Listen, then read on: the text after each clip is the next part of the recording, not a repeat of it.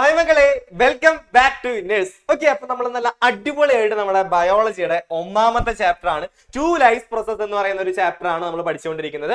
ആദ്യത്തെ ഭാഗം നമ്മൾ ഓൾറെഡി പഠിച്ചു കഴിഞ്ഞു. അപ്പൊ ഒന്ന് ആലോചിച്ച് നോക്കൂ, എന്തൊക്കെ കാര്യങ്ങളാണ് നമ്മൾ കഴിഞ്ഞ ക്ലാസ്സിൽ ഡിസ്കസ് ചെയ്തിട്ടുണ്ടായിരുന്നത്. ഒരുപാടധികം കാര്യങ്ങൾ ലൈഫിനെ കുറിച്ചിട്ടായിരുന്നു പഠിച്ചുകൊണ്ടിരുന്നത് അല്ലെ. അതായത് ഈ പറയുന്ന ബയോമോളിക്യൂൾ, ജൈവ തന്മാത്രകളെ കുറിച്ച് നമ്മൾ പഠിച്ചിട്ടുണ്ടായിരുന്നു. ദെൻ നമ്മൾ പിന്നെ വളരെ ഇമ്പോർട്ടന്റ് ആയിട്ട് പഠിച്ചിട്ടുണ്ടായിരുന്ന ഒരു കാര്യം ഉണ്ടായിരുന്നു, ഓർമ്മയുണ്ടോ? അതാണ് മെറ്റാബോളിസം എന്ന് പറയുന്നത് രണ്ട് തരത്തിലുണ്ട് എന്നൊക്കെയുള്ള കാര്യങ്ങൾ നമ്മൾ പഠിച്ചിട്ടുണ്ടായിരുന്നു അല്ലെ. ഏതൊക്കെയായിരുന്നു ഓർത്തെടുക്കാനായിട്ട് പറ്റുന്നുണ്ടോ? മെറ്റാബോളിസം, ആനാബോളിസം ആൻഡ് കാറ്റാബോളിസം എന്നൊക്കെ പറഞ്ഞ് നിങ്ങൾ ഓർക്കുന്നുണ്ടോ? ആനാബോളിസം എന്ന് പറയുമ്പോൾ ആരെ ഓർക്കണം? ആനേനെ ഓർക്കണം എന്നൊക്കെ സാറ് പറഞ്ഞിട്ടുണ്ടായിരുന്നു. കാറ്റാബോളിസം എന്ന് പറയുമ്പോൾ പൂച്ചേനെ ഓർക്കാനൊക്കെ സാറ് പറഞ്ഞിട്ടുണ്ടായിരുന്നു. അപ്പൊ ആനാബോളിസം എന്താണ്? ചെറിയ ചെറിയ മോളിക്യൂളുകൾ കൂട്ടി വെച്ചിട്ട് വലിയൊരു മോളിക്യൂൾ, വലിയൊരു ആന ഉണ്ടാകുന്നു. കാറ്റാബോളിസം ആണെന്നുണ്ടെങ്കിലോ, കാറ്റാബോളിസം എന്ന് വെച്ചിട്ടുണ്ടെങ്കിൽ വലിയ മോളിക്യൂൾ തല്ലി പൊട്ടിച്ചിട്ട് കുഞ്ഞു കുഞ്ഞു പൂച്ചക്കുട്ടികൾ ഉണ്ടാവുന്നു എന്നുള്ളതായിരുന്നു നമ്മൾ പറഞ്ഞിട്ടുണ്ടായിരുന്നത്. അതേപോലെ തന്നെ ഒന്ന് പഠിക്കുക. ഒരു എക്സാമ്പിൾ കൂടെ സാർ ഒന്ന് പറഞ്ഞു തരാം. അതായത് സിന്തസിസ് ഓഫ് ഗ്ലൂക്കോസ് എന്ന് പറഞ്ഞിട്ടുണ്ടെങ്കിൽ അതൊരു എന്താ പറയാ, ആനാബോളിസത്തിന് എക്സാമ്പിൾ ആണ്. അതായത് ഇപ്പൊ നമുക്കറിയാം, കാർബൺ ഡൈ ഓക്സൈഡും വാട്ടറും കൂടി ചേർന്നിട്ടാണല്ലോ ഗ്ലൂക്കോസ് ഉണ്ടാവുന്നത്. സോ വലിയൊരു മോളിക്യൂൾ ആണ് ഉണ്ടായത്. സോ അതൊരു നമ്മുടെ ആനാബോളിസിന് എക്സാമ്പിൾ ആണ്. പിന്നെ നമ്മുടെ നേരത്തെ പറഞ്ഞ പ്രോട്ടീൻ തല്ലി പൊട്ടിച്ച് കഴിഞ്ഞാൽ, അതായത് പ്രോട്ടീൻ ബ്രേക്ക് ഡൗൺ ചെയ്ത് കഴിഞ്ഞാൽ നമുക്ക് എന്ത് കിട്ടുന്നുണ്ടായിരിക്കും? ഈ പറയുന്ന അമിനോ ആസിഡ് കിട്ടുന്നുണ്ടായിരിക്കും. അത് നമുക്ക് എന്തിന് എക്സാമ്പിൾ ആയിട്ട് പറയാം? ഈ പറയുന്ന കാറ്റാബോളിസത്തിന് എക്സാമ്പിൾ ആയിട്ട് നമുക്ക് പറയാവുന്നതാണ്. സോ അതിന്റെ മലയാളം കൂടെ നമുക്കൊന്ന് നോക്കാം. അതായത് ഇതൊരു നിർമ്മാണ പ്രക്രിയയാണ് ആനാബോളിസം എന്ന് പറയുന്നത്. കാറ്റാബോളിസം എന്ന് പറയുന്നത് എന്താണ്? ഒരു ഡിസ്ട്രക്റ്റീവ് അല്ലെങ്കിൽ ഒരു വിഘടിക്കുന്ന പ്രക്രിയയാണ്. ഈ പറയുന്ന ബ്രേക്ക് ഡൗൺ ഓഫ് മോളിക്യൂൾ ആണെന്നുള്ള കാര്യങ്ങൾ വരെയാണ് നമ്മൾ പറഞ്ഞ് അവസാനിപ്പിച്ചിട്ടുണ്ടായിരുന്നത്. സെറ്റ് ആണല്ലോ. ഞാൻ അത് കഴിഞ്ഞിട്ട് പുറമേ നിന്നുള്ള വസ്തുക്കൾ എങ്ങനെയാണ് ഈ പറയുന്ന ഓർഗാനിസത്തിന്റെ ഉള്ളിലേക്ക് കയറുന്നത്? ഇപ്പൊ ഇന്റേണൽ എൻവയോൺമെന്റിനെ കുറിച്ചൊക്കെ പറഞ്ഞിട്ടായിരുന്നു നമ്മൾ അവസാനിപ്പിച്ചിട്ടുണ്ടായിരുന്നത് അല്ലെ. അപ്പൊ അതിൽ നിന്ന് തന്നെ നമുക്ക് തുടങ്ങാം. മെറ്റാബോളിസം കഴിഞ്ഞു, ദെൻ ഇന്റേണൽ എൻവയോൺമെന്റ് കഴിഞ്ഞു. ഇനി ഈ ഒരു ഇന്റേണൽ എൻവയോൺമെന്റിന്റെ കഥ, അതായത് ഈ ഇന്റേണൽ എൻവയോൺമെന്റ് തോന്നിയ പോലെ ആക്കാനായിട്ട് പറ്റുമോ നമുക്ക്? അതായത് ഇങ്ങനെ കുറച്ചു നേരം ഇന്റേണൽ എൻവയോൺമെന്റിന്റെ അവസ്ഥ ഒന്ന് കൂടിയിരിക്കുക അല്ലെങ്കിൽ കുറഞ്ഞിരിക്കുക. ഫോർ എക്സാമ്പിൾ ഇപ്പൊ നമ്മുടെ ബ്ലഡ് പ്രഷർ, ഇന്റേണൽ എൻവയോൺമെന്റ് ഒരു കഥയാണല്ലോ. ബ്ലഡ് പ്രഷർ കുറെ നേരം അങ്ങോട്ട് കൂടിയിരിക്കുക, ശരിയാവോ?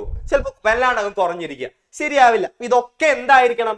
കോൺസ്റ്റന്റ് ആയിരിക്കണം അല്ലെ. അപ്പൊ അതിനെയാണ് നമ്മൾ ഒരു പുതിയ വാക്ക് വെച്ച് നമുക്ക് പഠിക്കാനായിട്ടുള്ളത്, ഹോമിയോസ്റ്റാസിസ്.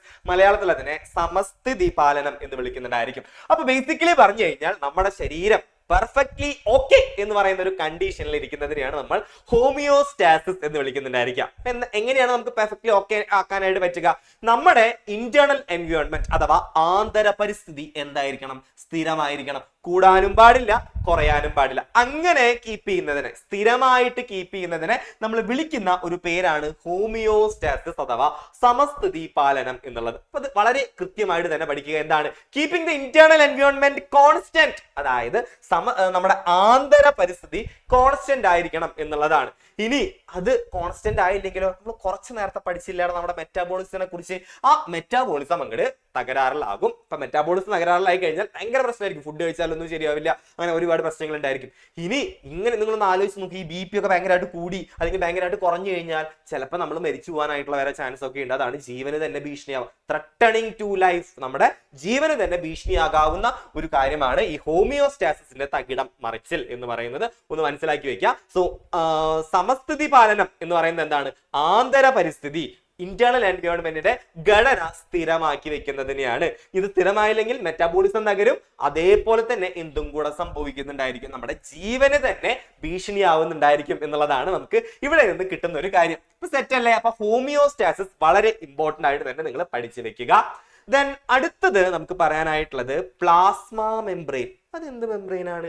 സെൽ മെംബ്രെയിൻ എന്നൊക്കെ നമ്മൾ കേട്ടിട്ടുണ്ട്. അപ്പൊ പ്ലാസ്മ മെംബ്രെയിൻ നിങ്ങൾ ആദ്യമായിട്ടാണോ കേൾക്കുന്നത്? ഇപ്പൊ സാറിന്റെ ബാക്ക്ഗ്രൗണ്ടിൽ നല്ല ഭംഗിയുള്ള ഒരു സംഭവമൊക്കെ കാണുന്നുണ്ട് അല്ലെ. ഓക്കെ, ഇപ്പൊ ബേസിക്കലി ഇതാണ് പ്ലാസ്മ മെംബ്രെയിൻ. സെൽ മെംബ്രെയിനെ തന്നെ നമ്മൾ വിളിക്കുന്നതാണ് പ്ലാസ്മ മെംബ്രെയിൻ. അപ്പൊ നിങ്ങളുടെ മനസ്സിലേക്ക് ഒരു ഡൗട്ട് വരുന്നുണ്ടായിരിക്കും, ഇതിപ്പോ സെൽ മെംബ്രെയിൻ തന്നെ വിളിച്ചാൽ മതിയില്ലേ, അല്ലെങ്കിൽ കോശസ്തരം എന്ന് തന്നെ വിളിച്ചാൽ പോരെ സാർ? എന്തിനാണ് ഈ കഷ്ടപ്പെട്ടിട്ട് ഈ പറയുന്ന പുതിയ പേരുകളൊക്കെ നമ്മൾ പഠിക്കുന്നത് എന്നുള്ള കാര്യങ്ങൾ ചോദിച്ചു കഴിഞ്ഞാൽ അതിനൊരു പ്രത്യേകതയുണ്ട്. എന്തുകൊണ്ടാണ് ഈ സെൽ മെംബ്രെയിനെ പ്ലാസ്മ മെംബ്രെയിൻ എന്ന് വിളിക്കുന്നത് എന്ന് വെച്ചിട്ടുണ്ടെങ്കിൽ, നമ്മുടെ സെല്ലിന്റെ ഉള്ളിലത്തെ ഘടന എങ്ങനെയാണെന്ന് നിങ്ങൾക്ക് അറിയാവോ? ഇപ്പൊ നമ്മുടെ സെല്ല്, ഇപ്പം ഇതാണ് നമ്മുടെ സെല്ല് എന്ന് വിചാരിക്കുക. ഇതാണ് നമ്മുടെ സെല്ല് കേട്ടോ. ഇതാണ് സെൽ എന്ന് വിചാരിക്കുക. ഈ സെല്ലിനകത്ത് എന്തുണ്ട്? ന്യൂക്ലിയസ് ഉണ്ട് എന്ന് നമുക്കറിയാലോ. അപ്പൊ ഈ ന്യൂക്ലിയസിനകത്ത് ഉള്ള സംഭവം ഏത് രൂപത്തിലായിരിക്കും എന്നറിയോ? പ്ലാസ്മയുടെ രൂപത്തിലായിരിക്കും. പ്ലാസ്മ ഇസ് ലൈക്ക്, അതായത് ഇപ്പൊ നമ്മുടെ നിങ്ങൾ ഹെയറിൽ ജെല്ലൊക്കെ ഇടാറുണ്ടോ? ജെല്ലിന്റെ ഒക്കെ ഒരു കൺസിസ്റ്റൻസി കണ്ടിട്ടുണ്ടോ? അതേപോലെ ആയിരിക്കും നമ്മുടെ എന്തിരിക്കുന്നുണ്ടായിരിക്കുക, പ്ലാസ്മ ഇരിക്കുന്നുണ്ടായിരിക്കുക. ആ പ്ലാസ്മ, ഇത് പ്ലാസ്മയാണ്. ഈ പ്ലാസ്മേനെ ചുറ്റിയിട്ടല്ലേ ഈ മെംബ്രെയിൻ ഇരിക്കുന്നത്. അതുകൊണ്ട് നമുക്ക് അതിനെ പ്ലാസ്മ മെംബ്രെയിൻ എന്ന് വെറുതെ വിളിച്ചതാണ്. നമുക്കിപ്പോ വെറുതെ നമ്മുടെ ഫ്രണ്ട്സിനൊക്കെ ഓരോരോ പേരുകളൊക്കെ വിളിക്കുമല്ലോ. അപ്പൊ അതേപോലെ തന്നെ പ്ലാസ്മേനെ സറൗണ്ട് ചെയ്തിരിക്കുന്നത് കൊണ്ട് അതിനെ പ്ലാസ്മ മെംബ്രെയിൻ എന്ന് വിളിച്ചതാണ്. ഇതിന് ശരിക്കുള്ള ഒരു ഇമേജ് സാറ് കാണിച്ചു തരാം. അതായത് ഇത് കുറച്ച് ക്രിയേറ്റീവ് ഇമേജ് ആണ്. പക്ഷേ കണ്ട കുറെ മോളിക്യൂൾ ഇരിക്കുന്നുണ്ട്. ദെൻ ഇതിനകത്ത് ബലൂണ് വീർപ്പിച്ച പോലത്തെ ഒരു സംഭവം നിങ്ങൾ കാണുന്നുണ്ടോ? അതാണ് ചില പ്രോട്ടീനുകളാണ്. അപ്പോ ഈ പ്രോട്ടീനുകളൊക്കെ ഇതിനാവശ്യം എന്ന് വെച്ചിട്ടുണ്ടെങ്കിൽ ഈ പ്ലാസ്മ മെംബ്രെയിനും നമ്മുടെ പോലെ തന്നെയാണെന്ന് പറയാനായിട്ടുള്ള കാരണം, ഇപ്പൊ നമുക്ക് ഒരുപാടധികം ആൾക്കാർ നമ്മുടെ ചുറ്റുമുണ്ട്. പക്ഷെ നമ്മുടെ മനസ്സിൽ ഇടം പിടിക്കുന്ന ആൾക്കാർ വളരെ കുറവായിരിക്കുമല്ലോ. എന്തുകൊണ്ടാണ്? നമ്മൾ ഭയങ്കര സെലക്റ്റീവ് ആണല്ലോ. അതുപോലെ തന്നെയാണ് നമ്മുടെ പ്ലാസ്മ മെംബ്രെയിനും. ഒരുപാടധികം ആൾക്കാരെ ചുറ്റും ഉണ്ട് എന്നുണ്ടെങ്കിലും പക്ഷെ നമ്മുടെ മനസ്സിൽ സ്ഥലം പിടിക്കുന്ന ആൾക്കാര് വളരെ വളരെ വളരെ കുറവാണ്. എന്തുകൊണ്ടാണ്? നമ്മൾ മനുഷ്യന്മാർ ഭയങ്കര സെലക്റ്റീവ് അല്ലേ? നമ്മൾ ഭയങ്കര സെലക്റ്റീവ് ആയിട്ട് നമ്മുടെ ക്യാരക്ടറിന് ചേരുന്നതാണോ എന്നൊക്കെ നോക്കിയിട്ടാണ് നമ്മൾ ഒരാളെ സെലക്ട് ചെയ്യുന്നുണ്ടായിരിക്കുക. അതേപോലെ തന്നെയാണ് പ്ലാസ്മ മെംബ്രെയിനും സെലക്റ്റീവ്ലി പെർമിയബിൾ ആണ്. ഭയങ്കര സെലക്റ്റീവ് ആണ്. അതായത് എല്ലാവരെയും പുറമെ കുറെ ആൾക്കാർ പോകുന്നുണ്ടെങ്കിലും അവരെയൊന്നും പിടിച്ച് സെല്ലിനകത്തേക്ക് ഇരിക്കില്ല. ഓക്കെ, അപ്പോ അതുകൊണ്ടാണ് നമ്മൾ ഈ പറയുന്ന പ്ലാസ്മ മെംബ്രെയിനെ selectively permeable allow only certain molecules, അതായത് വളരെ കുറച്ച് മോളിക്യൂൾസിനെ മാത്രമേ എന്ത് ചെയ്യുന്നുണ്ടായിരിക്കുള്ളൂ, പ്ലാസ്മ മെംബ്രെയിനെ അകത്തുകൂടെ വന്നിട്ട് സെല്ലിനകത്തേക്ക് കടക്കുന്നുണ്ടായിരിക്കുള്ളൂ എന്നുള്ളൊരു കാര്യം എന്ത് ചെയ്യുക, നിങ്ങൾ മനസ്സിലാക്കി വെക്കുക. അതുകൊണ്ടാണ് ഇതിനെ സെലക്റ്റീവ്ലി പെർമിയബിൾ അഥവാ വർണ്ണധാര്യ സ്ഥലം എന്ന് നമ്മൾ വിളിക്കുന്നുണ്ടായിരിക്കുക. ക്ലിയർ അല്ലേ? ഇനി ചില ആൾക്കാർക്ക് എഫേർട്ട് അധികം ഒന്നും ഇടേണ്ടി വരുന്നുണ്ടായിരിക്കില്ല അല്ലെ. ചില ആൾക്കാരെ നമുക്ക് കണ്ടാൽ തന്നെ ഇഷ്ടപ്പെടും. അവരെ നമ്മൾ നമ്മുടെ മനസ്സിലേക്ക് എന്ത് ചെയ്യുന്നുണ്ടായിരിക്കും, സ്ഥാനം കൊടുത്തു വെക്കുന്നുണ്ടായിരിക്കും. അതേപോലെ തന്നെയാണ് ഇവര്. ചില ആൾക്കാരെ പെട്ടെന്ന് തന്നെ ഈ പ്ലാസ്മ മെംബ്രെയിൻ കടത്തി വിടുന്നുണ്ടായിരിക്കും. ആ കുറച്ച് ആൾക്കാർ ആരാണെന്ന് അറിയാം? ഒന്ന് നമ്മുടെ വാട്ടർ, പിന്നെ ഓക്സിജൻ, കാർബൺ ഡൈ ഓക്സൈഡ്, നമുക്ക് ആവശ്യമുള്ള ആൾക്കാർ. അപ്പൊ നമുക്കൊന്നും പറയാൻ പറ്റില്ല. അപ്പൊ ഇവരൊന്നും വലിയ എഫേർട്ട് ഒന്നും ഇടാതെ ഡയറക്ട്ലി സെല്ലിനകത്തേക്ക് കയറി വരുന്ന ആൾക്കാരാണ്. എന്നാൽ ചില ആൾക്കാർ ചില വഴികളിലൂടെ മാത്രമേ കയറി വരുന്നുണ്ടായിരിക്കും. കണ്ട, സ്പെഷ്യൽ ചാനൽ, അതേപോലെ തന്നെ സ്പെഷ്യൽ പോർ, ചില സുഷിരങ്ങളിലൂടെ മാത്രമേ എന്ത് ചെയ്യുന്നുണ്ടായിരിക്കുള്ളൂ, സെല്ലിനകത്തേക്ക് അതാ പ്ലാസ്മ മെംബ്രെയിനിലൂടെ കടന്നു വരുന്നുണ്ടായിരിക്കുള്ളൂ എന്നുള്ളത് എന്ത് ചെയ്യുക, നിങ്ങളൊന്ന് മനസ്സിലാക്കി വെക്കുക. ഇതുകൊണ്ടാണ് സെൽ മെംബ്രെയിനെ സെലക്റ്റീവ്ലി പെർമിയബിൾ മെംബ്രെയിൻ എന്ന് വിളിക്കുന്നത്. സെറ്റ് അല്ലേ? പിന്നെ സാറ് നേരത്തെ പറഞ്ഞ ഒരു കാര്യം കൂടെ, അതായത് എന്തുകൊണ്ടാണ് സെൽ മെംബ്രെയിനെ പ്ലാസ്മ മെംബ്രെയിൻ എന്ന് വിളിക്കുന്നത്? പ്ലാസ്മേനെ സറൗണ്ട് ചെയ്തിരിക്കുന്നത് കൊണ്ടാണ്. അതായത് പ്ലാസ്മ, ഉള്ളിലുള്ള പ്ലാസ്മേനെ എന്ത് ചെയ്യുന്നു, അതിങ്ങനെ ചുറ്റിയിരിക്കുന്നു. അതുകൊണ്ടാണ് നമ്മൾ അതിനെ പ്ലാസ്മ മെംബ്രെയിൻ എന്നും കൂടെ വിളിക്കുന്നത്. സെറ്റ് അല്ലേ? അപ്പോൾ ഇതാണ് നമുക്ക് പ്ലാസ്മ മെംബ്രെയിനെ കുറിച്ച് പറയാനായിട്ടുള്ളത് എന്നുള്ളൊരു കാര്യം എന്ത് ചെയ്യുക, നിങ്ങൾ മനസ്സിലാക്കി വെക്കുക. ആൻഡ് ഈ ഒരു പ്ലാസ്മ മെംബ്രെയിനിലേക്ക് പുറമേ നിന്നുള്ള സാധനങ്ങളൊക്കെ എന്ത് ചെയ്യുന്നുണ്ടായിരിക്കും, ട്രാൻസ്ഫർ ചെയ്യുന്നുണ്ടായിരിക്കും, ട്രാൻസ്പോർട്ട് ചെയ്യുന്നുണ്ടായിരിക്കും. ഇപ്പോൾ നിങ്ങൾക്ക് സാറ് കുറെ നല്ല ഭംഗിയുള്ള ഇമേജുകളൊക്കെ കാണിച്ചു തന്നിട്ടുണ്ടെങ്കിലും ടെക്സ്റ്റ് ബുക്കിലുള്ള ഇമേജ് ഇതാണ്. സോ ഈ ഇമേജ് ആണ് നിങ്ങൾ എക്സാമിന് പഠിക്കേണ്ടത്. നോക്കിയേ, ഇത് കാണുമ്പോൾ നിങ്ങളോട് ചോദിക്കും ഐഡന്റിഫൈ ദിസ് ഫിഗർ എന്നൊക്കെ പറഞ്ഞ് ചോദിച്ചു കഴിഞ്ഞാൽ നിങ്ങൾ കണ്ണും കൂട്ടി ഉത്തരം എഴുതണം. ഇതെന്താണ്? സെൽ മെംബ്രെയിൻ ആണ് അല്ലെങ്കിൽ പ്ലാസ്മ മെംബ്രെയിൻ ആണ് എന്ന് പറയണം. ഇതിലൂടെയാണ് എക്സ്ചേഞ്ചും കാര്യങ്ങളൊക്കെ, പുറമേ നിന്നുള്ള സാധനങ്ങളൊക്കെ ഉള്ളിലേക്കും ഉള്ളിൽ നിന്നുള്ള സാധനങ്ങളൊക്കെ പുറത്തേക്കും കിടക്കുന്നുണ്ടായിരിക്കുക എന്നുള്ള ഒരു കാര്യം എന്ത് ചെയ്യുക, നിങ്ങൾ മനസ്സിലാക്കി വെക്കുക. ദെൻ ഇതിനകത്ത് നമുക്ക് പിന്നെ പഠിക്കാനായിട്ടുള്ളത് കണ്ടോ, ഇവിടെ ചില വഴികളൊക്കെ കാണുന്നുണ്ടായിരിക്കും. കണ്ടോ, ഇതൊരു തരം പ്രോട്ടീൻ ആണ്, ചാനൽ പ്രോട്ടീൻ ആണ്. അപ്പോൾ ഇതിലൂടെയൊക്കെ ചില മോളിക്യൂൾസ് കയറുന്നുണ്ടായിരിക്കും, അതേപോലെ തന്നെ ഇതിലൂടെ കയറുന്നുണ്ടായിരിക്കും. സോ ഇതൊക്കെയാണ് നമുക്ക് ഇവിടെ പഠിക്കാനായിട്ടുള്ളത്. സോ ഇമേജ് വളരെ ഇമ്പോർട്ടന്റ് ആണ്. ഫിഗർ ബയോളജി പഠിക്കുന്ന സമയത്ത് വളരെ ഇമ്പോർട്ടന്റ് ആയിട്ടുള്ള ഒരു ഇമ്പോർട്ടൻസ് കൊടുക്കേണ്ടതാണ് നമ്മുടെ ചിത്രങ്ങൾക്ക് എന്നുള്ള ഒരു കാര്യം കൂടെ ഞാൻ നിങ്ങളെ ഓർമ്മിപ്പിക്കുകയാണ്. ഓക്കെ, അപ്പൊ സെറ്റ് അല്ലേ? നമ്മുടെ ഈ പറയുന്ന സെൽ മെംബ്രെയിൻ സെറ്റ് അല്ലേ? നമ്മുടെ സെൽ മെംബ്രെയിനെ തന്നെയാണ് നമ്മൾ പ്ലാസ്മ മെംബ്രെയിൻ അല്ലെങ്കിൽ കോശസ്തരത്തിനെ തന്നെയാണ് നമ്മൾ പ്ലാസ്മ സ്തരം എന്നും കൂടെ വിളിക്കുന്നുണ്ടായിരിക്കുക എന്നുള്ളത് എന്റെ എല്ലാ മക്കളും നല്ല അടിപൊളിയായി സെറ്റാക്കി പഠിച്ചു വെക്കുക. ആൻഡ് നമുക്ക് ഇനി പറയാനായിട്ടുള്ളത് ഈ ഒരു എക്സ്ചേഞ്ച് നടക്കുന്നത്, പലതരം മോളിക്യൂൾ എക്സ്ചേഞ്ച് നടക്കുന്നത് ചില പ്രോസസ്സുകളിലൂടെയാണ് എന്നുള്ളൊരു കാര്യമാണ് നമുക്ക് ഇനി പഠിക്കാനായിട്ടുള്ളത്. അപ്പോൾ ഓരോ കാര്യങ്ങളും നിങ്ങൾ മനസ്സിലാക്കി വെക്കണം. ഓസ്മോസിസ് ഉണ്ട്, ഡിഫ്യൂഷൻ ഉണ്ട്, ഫെസിലിറ്റേറ്റഡ് ഡിഫ്യൂഷൻ ഉണ്ട്, ആക്റ്റീവ് ട്രാൻസ്പോർട്ട് ഉണ്ട്. അപ്പോൾ മെയിൻ ആയിട്ട് ഈ 4 കാര്യങ്ങളായിരിക്കും നമ്മൾ ഇന്ന് ഡിസ്കസ് ചെയ്യുന്നുണ്ടായിരിക്കുക. നമുക്ക് നോക്കിയാലോ. ആദ്യത്തെ എന്ന് പറയുന്നത് എന്താണ്? ഓസ്മോസിസ്. ഓസ്മോസിസിന് സാർ ഇട്ടിട്ടുള്ള ഇമേജ് ഒന്ന് നോക്കൂ. ഇത് എന്തായിട്ടാണ് നിങ്ങൾക്ക് തോന്നുന്നത്? എന്തായിരിക്കും ഈ ഒരു സംഭവം? ഈ ഒരു സാധനം സാർ എന്തുകൊണ്ടായിരിക്കും ഇങ്ങനെ ഇട്ടിട്ടുണ്ടായിരിക്കുക? വാട്ടർ പോലെ തോന്നിയോ ആർക്കെങ്കിലും? ബാക്ക്ഗ്രൗണ്ടിലുള്ള ഈ സാധനം കണ്ടിട്ട് വാട്ടറിന്റെ പോലെ തോന്നിയോ? ഓക്കെ, അപ്പൊ വാട്ടർ മോളിക്യൂളിന്റെ കഥ പറയാനാണ് സാറ് ഓസ്മോസിസ് കൊണ്ടുവന്നിട്ടുള്ളത്. എങ്ങനെയാണെന്ന് അറിയോ? വാട്ടർ മോളിക്യൂളിന്റെ കഥയാണ് നമ്മൾ എന്തിൽ പറയുന്നുണ്ടായിരിക്കാം? നമ്മൾ ഓസ്മോസിസിൽ പറയുന്നുണ്ടായിരിക്കുക. വാട്ടറിന്റെ കഥയാണെന്ന് ഞാൻ പറഞ്ഞു. അപ്പൊ എന്തൊക്കെ കാര്യങ്ങളായിരിക്കും പറഞ്ഞിട്ടുണ്ടായിരിക്കും അറിയോ? അപ്പൊ നിങ്ങളെ എന്താ പറയാ, ഒരു ചെറിയൊരു ക്ലാസ് റൂമിന്റെ ഉള്ളില് കുറെ ഒരു 10-50 പേരെ ഉള്ളിൽ ഇങ്ങനെ കുത്തി നിറച്ച് വെച്ചേക്കാണ് എന്ന് വിചാരിക്കുക. അതായത് സപ്പോസ് നമുക്ക് ഈ സ്ക്രീൻ ഒന്ന് ഡ്രോപ്പ് ചെയ്യാം, എന്നിട്ട് നമുക്ക് നോക്കാം. ഓക്കെ, അപ്പോ ഈ ഒരു കുഞ്ഞ് ക്ലാസ് റൂമിന്റെ ഉള്ളിൽ നിങ്ങൾ ഒരുപാടധികം ആൾക്കാരെ ഇങ്ങനെ കുത്തി നിറച്ച് വെച്ചിരിക്കുകയാണ് അല്ലെ? അപ്പൊ നിങ്ങൾക്ക് അതിന്റെ ഉള്ളിൽ ഇരിക്കാൻ എന്തെങ്കിലും ഇഷ്ടമുണ്ടായിരിക്കുമോ?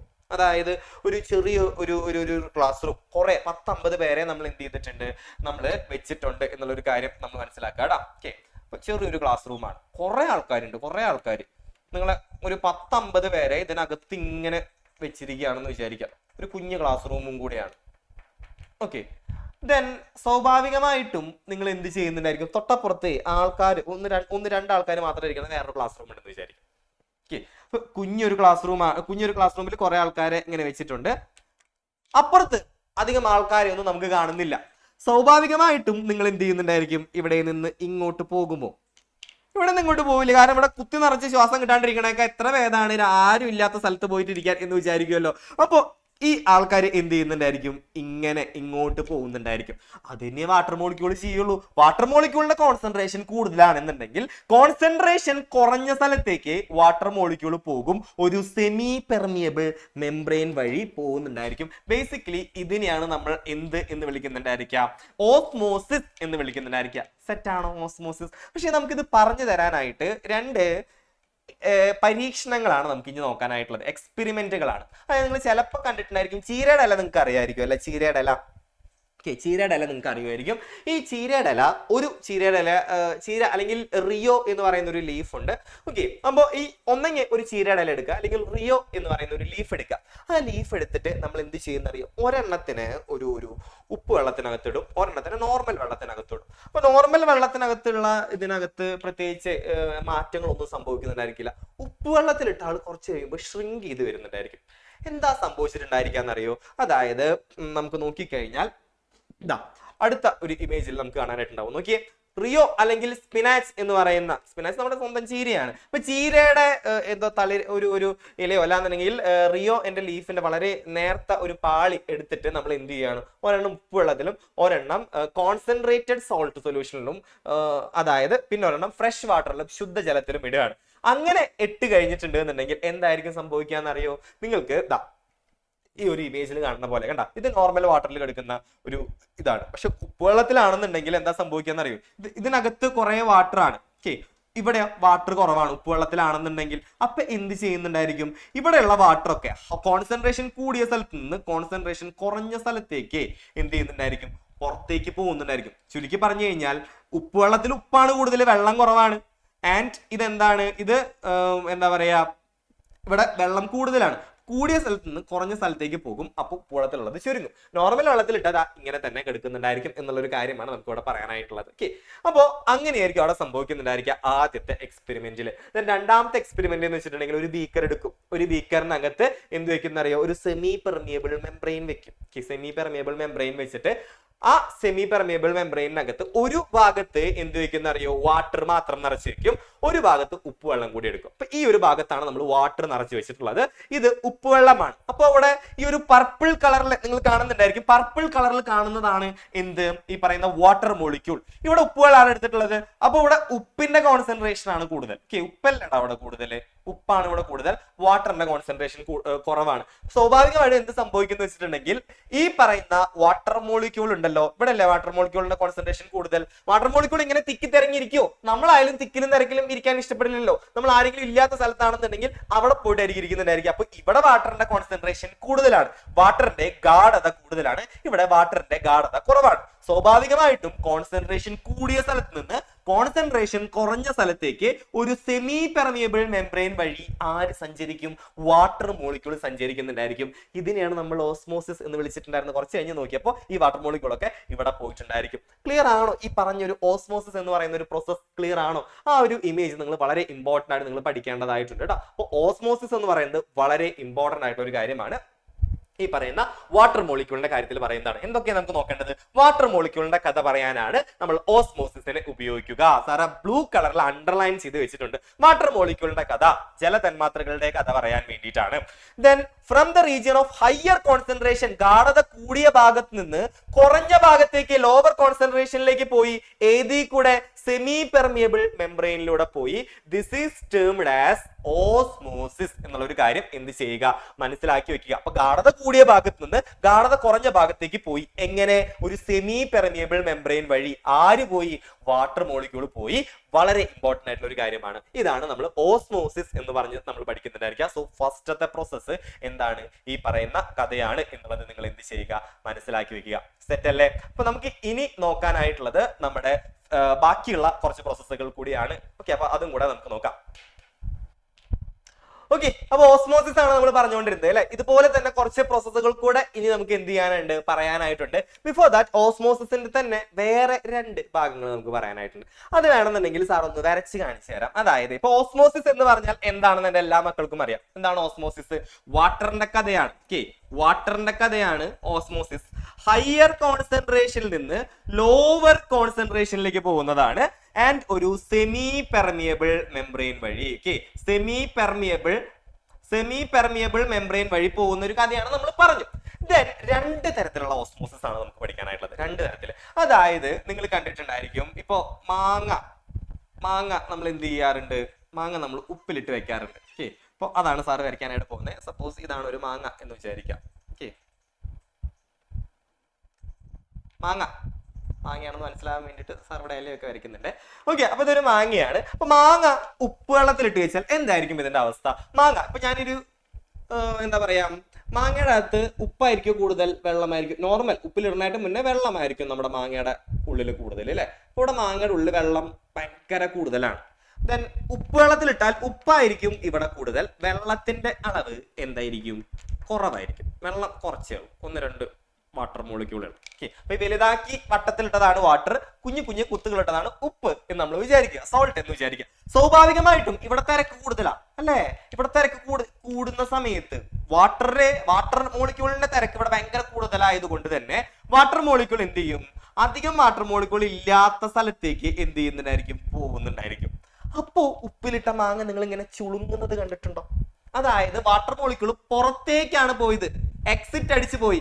അതുകൊണ്ട് തന്നെ നമ്മൾ ഇതിനെ വിളിക്കുന്നതാണ് എക്സോസ്മോസിസ്. ഓക്കെ, എക്സോസ്മോസിസ് എന്നുള്ളത് എന്ത് ചെയ്യുക? നിങ്ങളൊന്ന് മനസ്സിലാക്കുക. ഓക്കെ, എക്സോസ്മോസിസ് എന്നുള്ളത് നിങ്ങൾ എന്ത് ചെയ്യുക? എക്സോസ്മോസിസ് എന്നുള്ളത് നിങ്ങൾ എന്ത് ചെയ്യാമെന്ന് മനസ്സിലാക്കുക. പുറത്തേക്കാണ് വാട്ടർ മോളിക്യൂൾ എക്സിറ്റ് ആയി പോയത് കൊണ്ട് നമ്മൾ ഇതിനെ എക്സോസ്മോസിസ് എന്ന് വിളിക്കുന്നുണ്ടായിരിക്കും. ദെൻ അടുത്ത ഒരു സംഭവം എന്ന് പറയുന്നത് എന്താണെന്ന് അറിയാമോ? ഞാന് കുറച്ച് വെള്ളം എടുത്തു. അപ്പൊ വെള്ളത്തിന്റെ അളവാണ് കൂടുതൽ.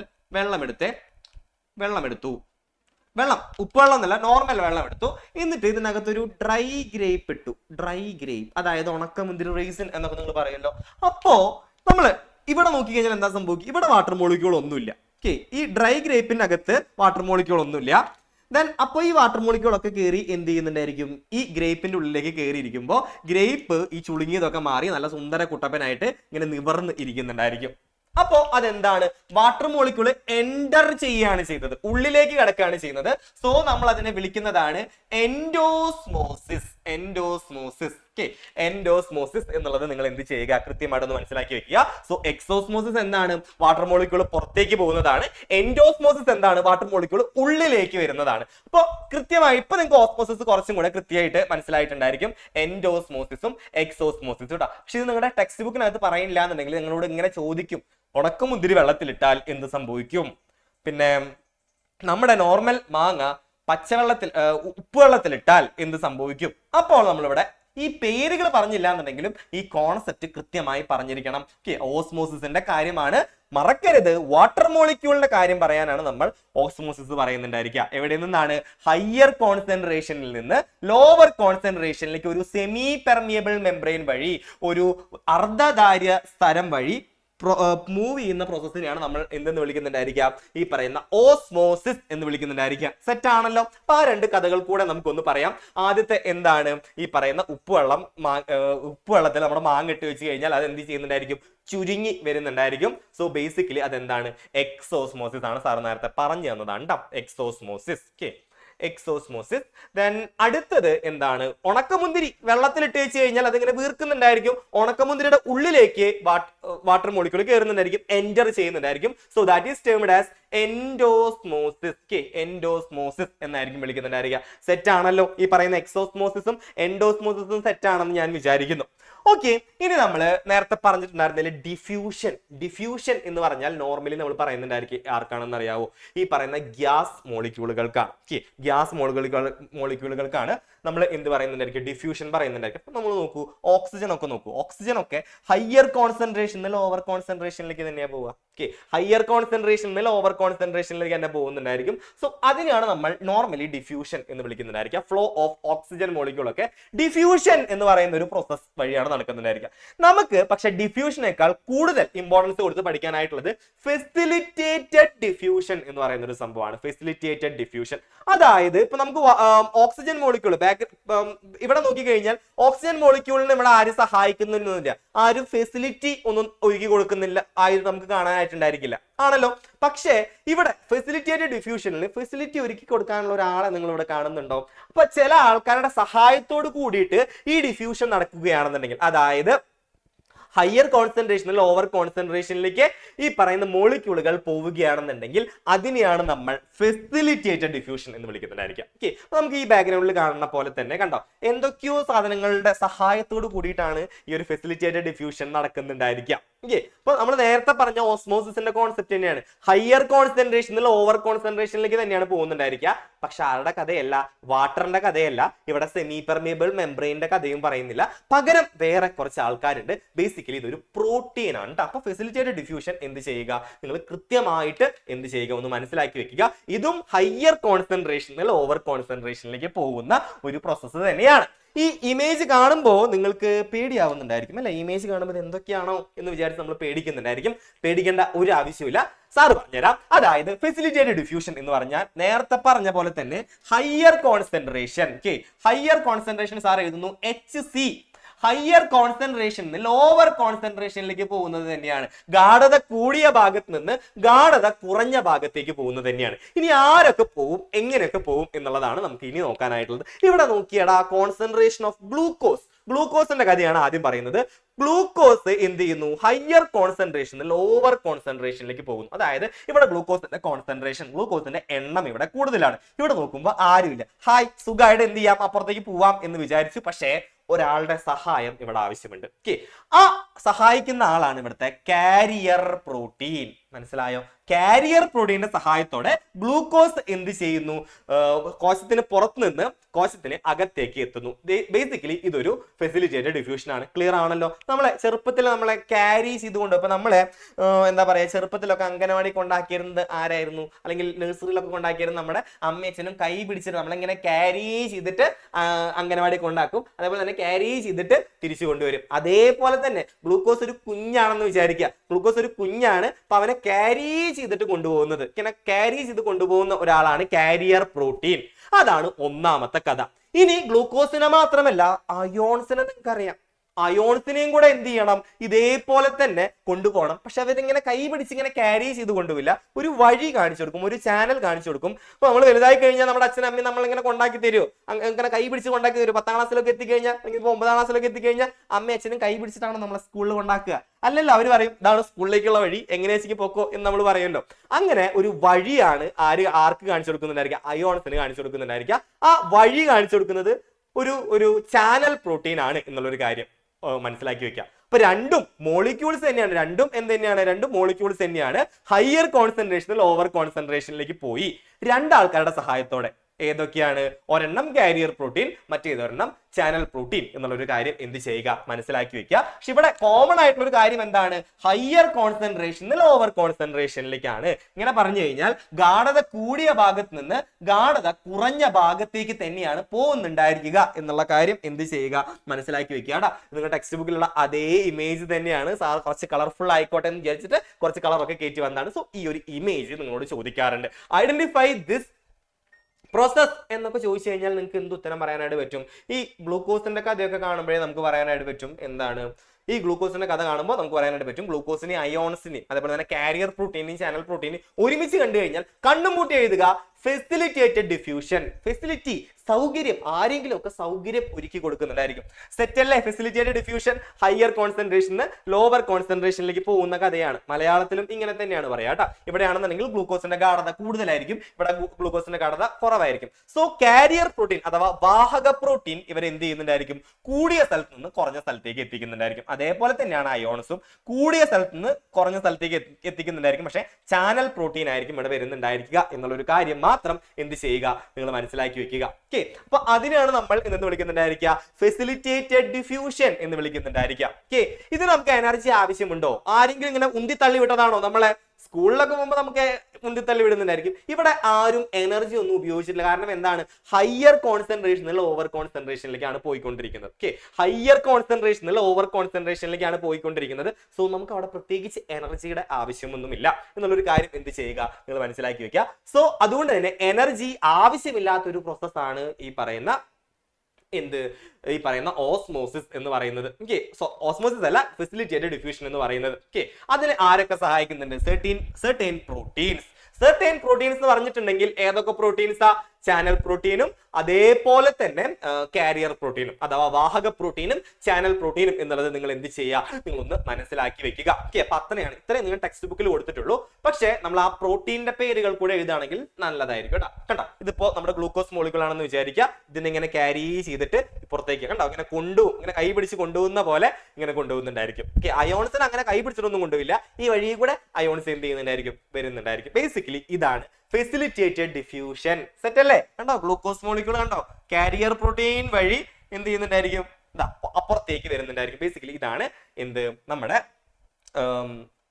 Facilitated diffusion. ഓക്കെ, മനസ്സിലായല്ലോ? അപ്പൊ ഇതിന്റെ കറക്റ്റ് ആയിട്ടുള്ള ഒരു ഡെഫിനേഷൻ ആണ് ഇത്. ഓക്കെ, വളരെ ഇമ്പോർട്ടന്റ് ആയിട്ട് ഈ ഒരു ഡെഫിനേഷൻ പഠിക്കുകയാണെന്നുണ്ടെങ്കിൽ നിങ്ങൾക്ക് നല്ല ഫുൾ മാർക്കും കിട്ടുന്നുണ്ടായിരിക്കും. ഇത് നോക്കിയേ, from the region of higher concentration to the region of lower concentration ചില പ്രോട്ടീനുകളുടെ സഹായത്തോടു കൂടി നടക്കുന്നതാണ് ഫെസിലിറ്റേറ്റഡ് ഡിഫ്യൂഷൻ. ഇത് വേണമെന്നുണ്ടെങ്കിൽ നിങ്ങൾ സ്ക്രീൻഷോട്ട് ഒന്ന് ചെയ്ത് വെച്ചോളൂ. കാരണം നിങ്ങളുടെ ടെക്സ്റ്റ് ബുക്കിനകത്ത് പറയുന്നില്ല, വിന്നേഴ്സിന്റെ മെറ്റീരിയലിനകത്ത് നമ്മൾ കൃത്യമായിട്ട് പറയുന്നുണ്ട്. സോ ഇതാണ് ഫെസിലിറ്റേറ്റഡ് ഡിഫ്യൂഷന്റെ കറക്റ്റ് ആയിട്ടുള്ള ഡെഫിനിഷൻ എന്ന് നിങ്ങളെ ഓർമ്മപ്പെടുത്തുവാണ് കേട്ടോ. ഓക്കെ, കൃത്യമായിട്ട് പഠിക്കുക. ഹയർ കോൺസെൻട്രേഷൻ ലോവർ കോൺസെൻട്രേഷനിലേക്ക് പ്ലാസ്മ തരത്തിലെ ചില പ്രോട്ടീനുകളുടെ സഹായത്താൽ, ഏതൊക്കെ പ്രോട്ടീൻ ആണെന്ന് ഓർമ്മയുണ്ടല്ലോ, ഒരെണ്ണം നമ്മുടെ കാരിയർ പ്രോട്ടീനും ഒരെണ്ണം നമ്മുടെ ചാനൽ പ്രോട്ടീനും ആണെന്നുള്ളത് നിങ്ങൾ എന്ത് ചെയ്യുക, മനസ്സിലാക്കി വെക്കുക.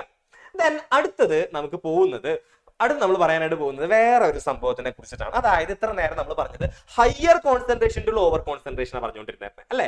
Higher concentration to lower concentration ആയിരുന്നു. Higher concentration to lower concentration മാത്രമാണോ എപ്പോഴും നമ്മൾ പോവാറുള്ളത്? ചിലപ്പോൾ ലോവർ കോൺസെൻട്രേഷൻ ഹയർ കോൺസെൻട്രേഷനിലേക്ക് കണ്ടോ, ഹയർ കോൺസെൻട്രേഷനിലേക്ക് പോകുന്നത് കണ്ടോ. അപ്പോ അതാണ് ഇനി നമുക്ക് നോക്കാനായിട്ടുള്ളത്. അല്ലാതെ ഇപ്പൊ നിങ്ങൾ ഇപ്പൊ തൃശ്ശൂർ പൂരത്തിനൊക്കെ പോകാന്ന് വിചാരിക്കാം. തൃശ്ശൂർ പൂരത്തിനൊക്കെ പോകുന്ന സമയത്ത് നമ്മൾ ഇങ്ങനെ 4 ആൾക്കാർ കൂടിയിട്ടായിരിക്കും പോകുന്നുണ്ടായിരിക്കും, 4-5 ആൾക്കാരായിട്ട്. അവിടെ ഇപ്പൊ ഈ തൃശ്ശൂർ പൂരം നടക്കുന്ന സ്ഥലത്ത് ലക്ഷക്കണക്കിന് ആൾക്കാരായിരിക്കും ഉണ്ടായിരിക്കുന്നുണ്ടായിരിക്കുക. അപ്പൊ നമ്മൾ കോൺസെൻട്രേഷൻ കുറഞ്ഞ സ്ഥലത്ത് നിന്ന്, ആൾക്കാർ കുറഞ്ഞ സ്ഥലത്ത് നിന്ന് ആൾക്കാർ കൂടുതലുള്ള സ്ഥലത്തേക്ക് പോകുമ്പോൾ എന്തൊക്കെ മാറ്റങ്ങളായിരിക്കും സംഭവിക്കുന്നുണ്ടായിരിക്കുക? നമുക്കറിയാം, അവിടെ നമുക്ക് എനർജി ആവശ്യമായിട്ടുണ്ടായിരിക്കും. നമ്മൾ ആലോചിച്ച് നോക്കി, തൃശ്ശൂർ പൂരത്തിനൊക്കെ പോകുമ്പോൾ നമ്മളിങ്ങനെ നല്ല തിക്കിലൂടെയും തിരക്കിലൂടെയും ഒക്കെ നടക്കുമ്പോൾ ആൾക്കാരിനൊക്കെ ഇങ്ങനെ തട്ടി മാറ്റിയിട്ടൊക്കെ പോകേണ്ടി വരും. ഇപ്പൊ എനർജി ആവശ്യമായിട്ടുണ്ടല്ലോ. സോ ഇതൊരു എനർജി റിക്വയറിംഗ് പ്രോസസ് ആണ്. ഭയങ്കര ആക്റ്റീവ് ആയിട്ടിരിക്കുന്ന പ്രോസസ് ആയതുകൊണ്ട് തന്നെ നമ്മൾ ഇതിനെ വിളിക്കുന്നതാണ് ആക്റ്റീവ് ട്രാൻസ്പോർട്ട് കേട്ടോ. Active transport. ഓക്കെ, ഓപ്പോസിറ്റ് പോകുന്നതാണ്. ലോവർ കോൺസെൻട്രേഷനിൽ നിന്ന് ഹയർ കോൺസെൻട്രേഷനിലേക്ക് അല്ല, ഹയർ കോൺസെൻട്രേഷൻ ലോവർ കോൺസെൻട്രേഷനിലേക്ക് പോകുന്നതാണ് ലോവർ കോൺസെൻട്രേഷനിൽ നിന്ന് ഹയർ കോൺസെൻട്രേഷനിലേക്ക് പോകുന്നതാണ് ഈ പറയുന്ന ആക്റ്റീവ് ട്രാൻസ്പോർട്ട്. കണ്ടോ, ഇവിടെ നോക്കിക്കഴിഞ്ഞാൽ എന്താണ് ഇത്? ലോവർ കോൺസെൻട്രേഷൻ 4 ആൾക്കാരേ ഉള്ളൂ. അവര് 400 ആൾക്കാരുള്ള സ്ഥലത്തേക്കാണ് പോകുന്നത്. അതും ഏത് വഴി തന്നെയാണ് നടക്കുന്നത്? ഒരു ഒരു ഒരു ഒരു ചാനൽ പ്രോട്ടീൻ വഴി തന്നെയായിരിക്കും നടക്കുന്നുണ്ടായിരിക്കുക. ഒരു ചാനൽ പ്രോട്ടീൻ അല്ലെങ്കിൽ കാരിയർ പ്രോട്ടീൻ, സോറി ചാനൽ അല്ല, കാരിയർ പ്രോട്ടീൻ വഴി തന്നെയാണ് എന്തും നടക്കുന്നുണ്ടായിരിക്കുക, ഈ ഒരു ആക്റ്റീവ് ട്രാൻസ്പോർട്ടും നടക്കുന്നുണ്ടായിരിക്കുക എന്നുള്ള ഒരു കാര്യം കൂടിയാണ് നിങ്ങൾ ഓർമ്മപ്പെടുത്താനായിട്ടുള്ളത്. കണ്ടോ, ഈ ഒരു ഇമേജ് വളരെ ഇമ്പോർട്ടന്റ് ആയിട്ട് പഠിക്കുക. കണ്ടോ, ഇതൊരു നമ്മുടെ സെൽ മെംബ്രെയിൻ ആണ്, അതിനകത്തൊരു കാരിയർ പ്രോട്ടീൻ ഉണ്ട്. കാരിയർ പ്രോട്ടീൻ ഉണ്ട്, ലോവർ കോൺസെൻട്രേഷൻ ഹയർ കോൺസെൻട്രേഷനിലേക്ക് പോകുന്നുണ്ടായിരിക്കും. അപ്പൊ അവിടെ നമുക്ക് എനർജി ആവശ്യമുണ്ട്. സോ എനർജി സ്റ്റോർ ചെയ്യുന്ന മോളിക്യൂൾ ആണ്, അല്ലെങ്കിൽ എനർജി റിലീസ് ചെയ്യുന്നത് ATP എന്ന് പറയുന്നത് അഡിനോസിൻ ട്രൈഫോസ്ഫേറ്റ് എന്നാണ് അതിന്റെ ഫുൾ ഫോം. ഈ അഡിനോസിൻ ട്രൈഫോസ്ഫേറ്റ് അഡിനോസിൻ ഡൈഫോസ്ഫേറ്റ് ആയി മാറുന്നതാണ്. അതായത് അഡിനോസിൻ ട്രൈ എന്ന് പറഞ്ഞാൽ 3 എണ്ണം ഉണ്ടായിരിക്കും, ട്രൈ എന്ന് പറഞ്ഞാൽ 3 അല്ലേ, അത് എന്തായിട്ട് മാറും? 2 എണ്ണമായിട്ട് മാറും. ഒരു ഫോസ്ഫേറ്റ് മോളിക്യൂൾ ഇങ്ങനെ ഇൻഓർഗാനിക് ഫോസ്ഫേറ്റ് ആയിട്ട് ഇങ്ങനെ മാറി നിൽക്കുന്നുണ്ടായിരിക്കും. സോ അങ്ങനെയാണ് അവിടെ എനർജി. അപ്പൊ ATP ഒക്കെ കണ്ടു കഴിഞ്ഞാൽ എനർജി എന്ന് അപ്പൊ തന്നെ കണ്ടുപിടിക്കുക കേട്ടോ. ATPയുടെ ഫുൾ ഫോം ആണ് അഡിനോസിൻ ട്രൈഫോസ്ഫേറ്റ് എന്നുള്ള ഒരു കാര്യം കൂടെ നിങ്ങൾ എന്ത് ചെയ്യുക, മനസ്സിലാക്കി വെക്കുക. അപ്പൊ ഇതെന്താണ്? നമ്മുടെ ലോവർ കോൺസെൻട്രേഷൻ ഹയർ കോൺസെൻട്രേഷനിലേക്ക് പോകുന്ന പരിപാടിയാണ്. കാരിയർ പ്രോട്ടീൻ വെച്ചിട്ടായിരിക്കും പോകുന്നുണ്ടായിരിക്കുക. ആൻഡ് ഇതിന് നമുക്ക് എനർജി ആവശ്യമുണ്ട്. അപ്പൊ ഈ ഒരു ഇമേജ് കാണുമ്പോൾ ATP ADP ഒക്കെ കാണുകയാണെന്നുണ്ടെങ്കിൽ അപ്പൊ തന്നെ ഉറപ്പിച്ചോളൂ ഇതൊരു ആക്റ്റീവ് ട്രാൻസ്പോർട്ട് ആണ്, എനർജി റിക്വയറിംഗ് പ്രോസസ് ആണ് എന്നുള്ളൊരു കാര്യം എന്ത് ചെയ്യുക, മനസ്സിലാക്കി വെക്കുക. അതാണ് നമുക്ക് ആക്റ്റീവ് ട്രാൻസ്പോർട്ടിനെ കുറിച്ച് നമുക്ക് പറയാനായിട്ടുള്ളത്. അപ്പൊ ചിത്രം തെറ്റിക്കാതിരിക്കാൻ വേണ്ടിയിട്ട് ATP കണ്ടാൽ ആക്റ്റീവ് ട്രാൻസ്പോർട്ട് ആണ്, ATP ADP ഒക്കെ കണ്ടാൽ ആക്റ്റീവ് ട്രാൻസ്പോർട്ട് ആണ് എന്നുള്ളൊരു കാര്യം എന്ത് ചെയ്യുക, മനസ്സിലാക്കി വെക്കുക. നിങ്ങൾ ടെക്സ്റ്റ് ബുക്കിൽ ഇല്ലാത്ത ഒരു ഡെഫിനേഷൻ ആണ് ഇത്. ഇപ്പൊ ഇത് പഠിച്ചു കഴിഞ്ഞാൽ സൂപ്പർ ആണ്. അതായത് ആക്റ്റീവ് ട്രാൻസ്പോർട്ട് എന്ന് പറയുന്നത് എന്താണ്? ലോവർ കോൺസെൻട്രേഷൻ ഹയർ കോൺസെൻട്രേഷനിലേക്ക് പോകുന്ന ഒരു പരിപാടിയാണ് എന്നുള്ളൊരു കാര്യം ഓർത്ത് വെക്കുക.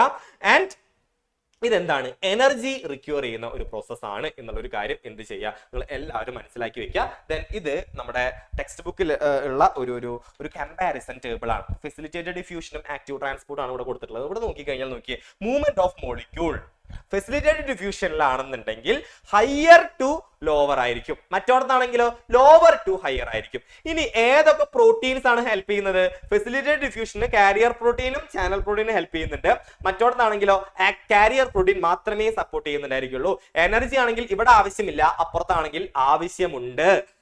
ദെൻ അടുത്തത് എക്സാമ്പിൾ, ഗ്ലൂക്കോസിലും അയോൺസിലായിരിക്കും ഫെസിലിറ്റേറ്റഡ് ഡിഫ്യൂഷൻ നടക്കുന്നുണ്ടായിരിക്കുക. സോൾട്ട് അഥവാ ലവണങ്ങളിലായിരിക്കും ആക്റ്റീവ് ട്രാൻസ്പോർട്ട് നടക്കുന്നുണ്ടായിരിക്കുക. സോ നമ്മൾ ഇന്ന് ടോട്ടൽ എത്ര പ്രോസസ്സാണ് പഠിച്ചെന്ന് ഓർമ്മയുണ്ടോ?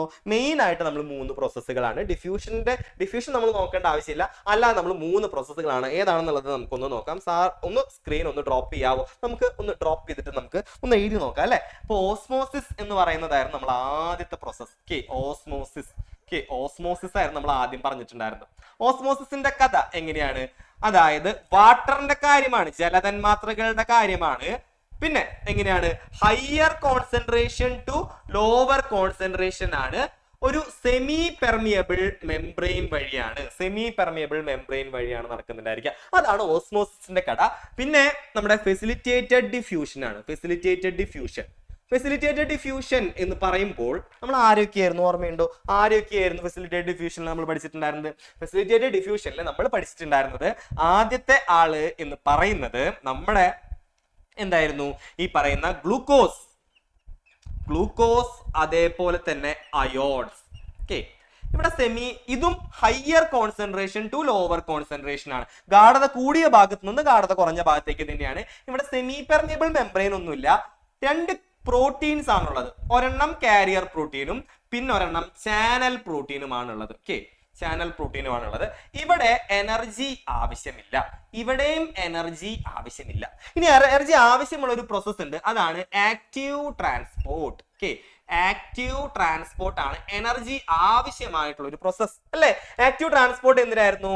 നമ്മൾ ഈ പറയുന്ന സോൾട്ടുകളുടെ കഥ പറയാനായിരുന്നു നമ്മൾ പറഞ്ഞിട്ടുണ്ടായിരുന്നത്. ഇത് വ്യത്യാസമുണ്ട്. Lower concentration to higher concentration ആണ്. അതായത് ഗാഢത കുറഞ്ഞ ഭാഗത്ത് നിന്ന് ഗാഢത കൂടിയ ഭാഗത്തേക്കായിരിക്കും. അതും കാരിയർ പ്രോട്ടീന്റെ സഹായത്തോട് കൂടി എനർജി ആവശ്യമുള്ള ഒരു പ്രോസസ്സാണ്.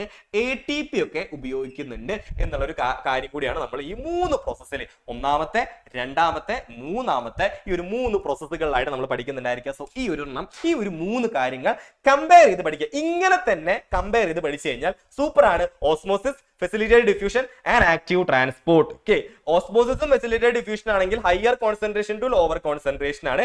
ആക്റ്റീവ് ട്രാൻസ്പോർട്ട് മാത്രം lower concentration to higher concentration ആണ്. ഇവിടെ രണ്ടെണ്ണം എനർജി ആവശ്യമില്ല, ഇവിടെ എനർജി ആവശ്യമുണ്ട്. അങ്ങനെ ചെറിയ ചെറിയ എന്തേ ഉള്ളൂ, ഡിഫറൻസസേ ഉള്ളൂ. ഇപ്പൊ സെറ്റ് അല്ലേ, ഈ പറഞ്ഞ എല്ലാ കാര്യങ്ങളും സെറ്റ് അല്ലേ? ഈ 3 പ്രോസസ്സുകളും വളരെ ഇമ്പോർട്ടന്റ് ആയിട്ട് പഠിക്കുക. എക്സാമിന് തന്നെ ഏറ്റവും ഇമ്പോർട്ടന്റ് ആയിട്ട് വരുന്നതാണ്. പ്ലസ് ഇതിന്റെ ഫിഗേഴ്സ് കൂടെ പഠിച്ചു കഴിഞ്ഞാൽ സെറ്റ് ആണ് ഈ ഒരു ഭാഗം. അപ്പോൾ അടുത്ത ഒരു ഭാഗവുമായിട്ട് നമുക്ക് പിന്നെയും കാണാം. Okay, by.